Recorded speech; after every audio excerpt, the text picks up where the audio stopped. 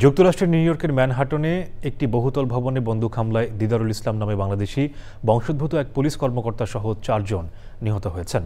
পরে হামলাকারী গুলিতে আত্মহত্যা করেছেন বলে জানিয়েছে পুলিশ।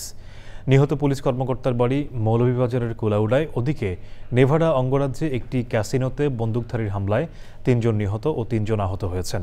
রিপোর্টে জানাচ্ছেন সুদীপ্তা মাহমুদ। ম্যানহাটনের মধ্যাঞ্চলে ৩৩ তলা একটি বাণিজ্যিক ভবনের লবিতে ঢুকে প্রথমে পুলিশ কর্মকর্তা দিদারুল ইসলামকে গুলি করে হত্যা করে বন্দুকধারী। এর পরপরই এক নারী হত্যার শিকার হন। পরে একজন নিরাপত্তা কর্মী ও লবিতে থাকা আরও একজনকে গুলি করেন ওই বন্দুকধারী। এরপর হামলাকারী ভবনের ৩৩ তলায় উঠে রিয়েল এস্টেট প্রতিষ্ঠানের আরও একজনকে গুলি করেন। এরপর নিজেকে গুলি করেন ওই বন্দুকধারী।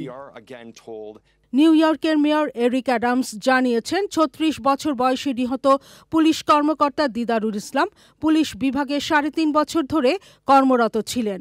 তার 2 সন্তান রয়েছে, স্ত্রী বর্তমানে অন্তঃসত্ত্বা। New York police commissioner Jessica Tisch বলেছেন, দিদারুল বেঁচে ছিলেন বীরের মতো, তেমনি বীরের মতো বিদায় নিয়েছেন।